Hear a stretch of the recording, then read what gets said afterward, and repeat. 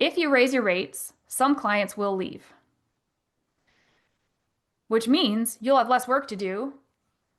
And I can all but guarantee, I mean, I can't guarantee. Odds are very high that you will make the same or more money servicing fewer clients. And I'm not talking about huge price increases. We've worked through a couple of pricing examples in my previous sessions. In some cases, $25, $50.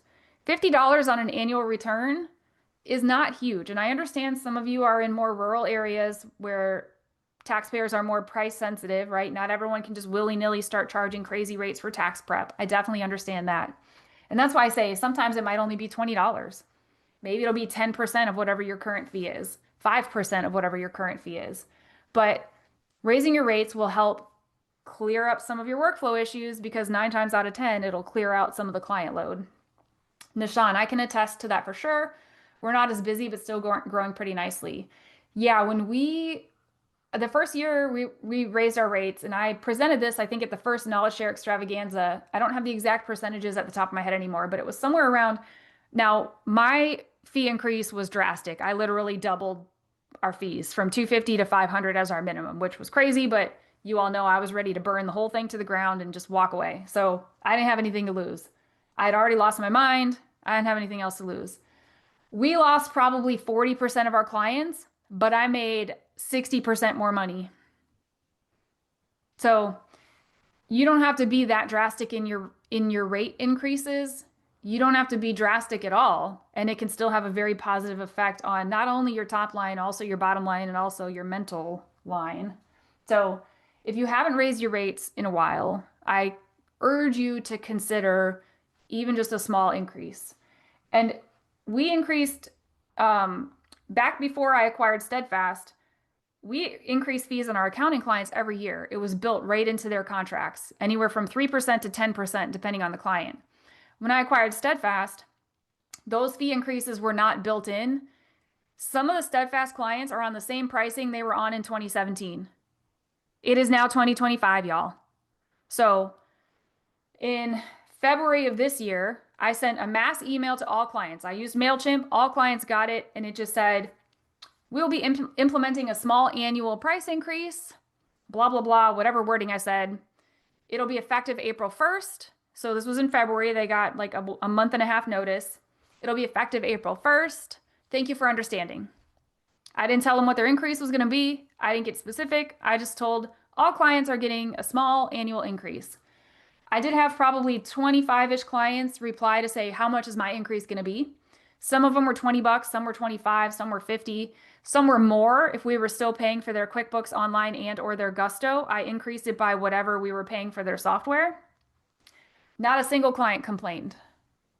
Not one. We did not lose a single client. And I think our biggest increase was about $150 a month, but that's because we were paying for multiple of their softwares.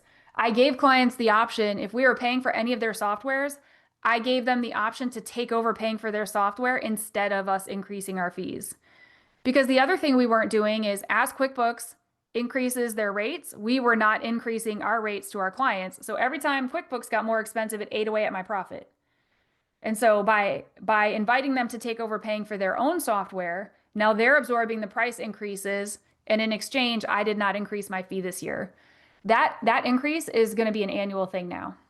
Every February, or I would have preferred for it to be in December, but I didn't have my act together well enough. So it'll probably be every April 1st will increase. So that's going to be an annual thing for us now. Very little pushback. We've raised our rates every year at my Bonacqua office. We're higher than the local CPA office, but we continue to grow and have more clients coming every year. I think some of, client or accountants are not innately good salespeople, right? And a lot of us got into this business because we want to help people, and we have this like guilt complex about increasing our fees. There are so many taxpayers out there, y'all, and so many are being released from firms. There are more taxpayers than there are of us.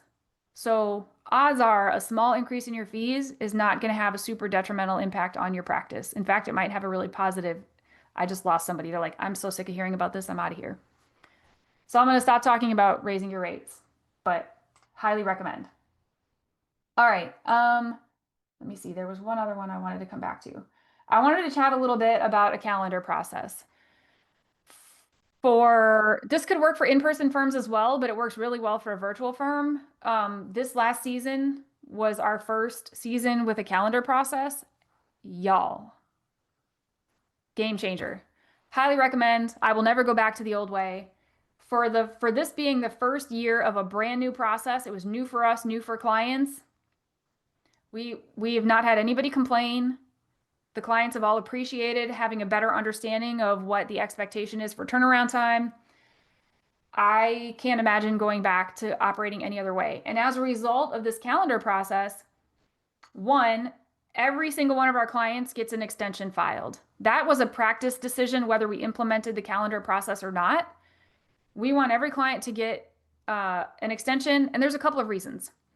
One, it gives us a little bit of wiggle room. Two, it preserves our ability to file a superseding return instead of an amendment if the client misses something, and I want to be able to do that. So bottom line, everyone gets an extension. With this calendar process, we only allow a certain number of appointments before April 15th.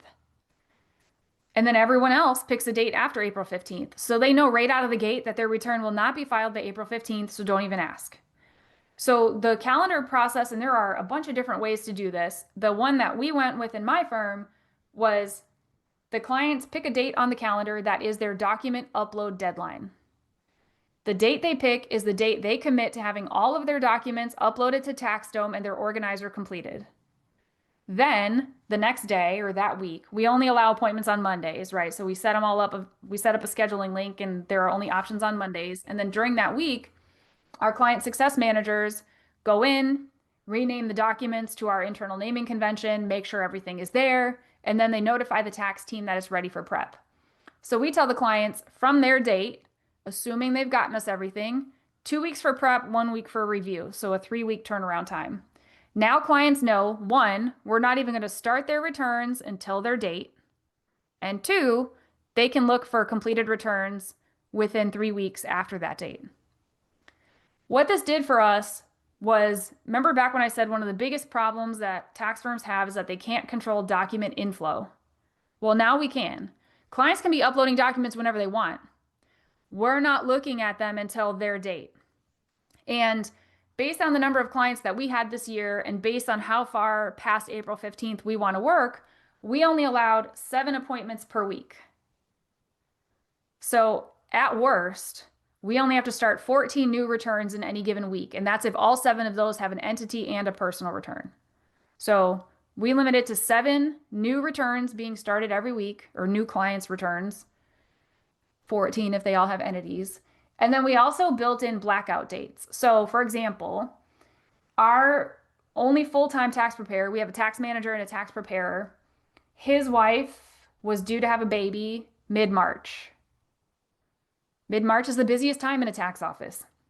So in our calendar, we built in blackout dates from mid-March through April 15th, meaning no appointments were available for that month. No clients could pick those dates. No new returns would have to be started between March 15th and April 15th. That gave us that time for him to be off on paternity leave. He was off for 4 weeks for paternity leave, right smack in the busiest month of tax season.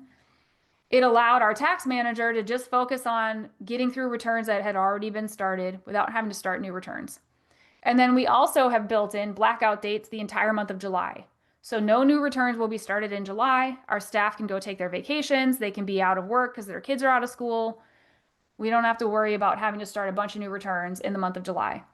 And based on this, and based on the number of clients we have, we should be done with all of our returns by about September 1st. If that actually happens, that will be the earliest I have ever finished tax season in 12 years.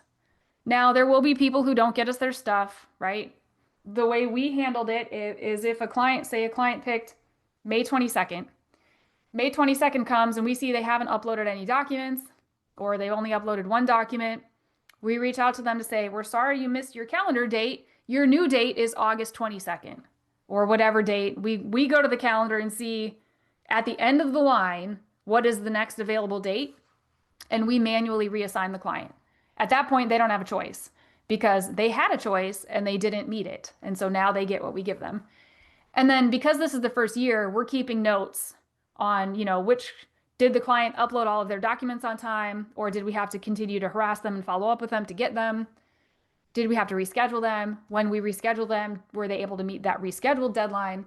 That way, next year, when we send the calendar link, we can give clients suggestions like, hey, last year you picked May, but you didn't actually upload your documents to August. We suggest you pick a date in August. So we can give them a little more guidance. Thanks so much for joining us. We really hope this session was helpful for you. If you enjoyed this and want more support on your tax professional journey, consider joining one of our Pronto Tax School memberships. As a member, you get to join weekly live mentor sessions just like this, access tons of advanced tax courses, be part of our private member groups, which is great for networking, grab special discounts for our live events, and even get tax business growth coaching. There's a lot packed in. Check out the links in the description to see the details for our Dream Team and Forever Edition memberships. We'd love to have you join our community.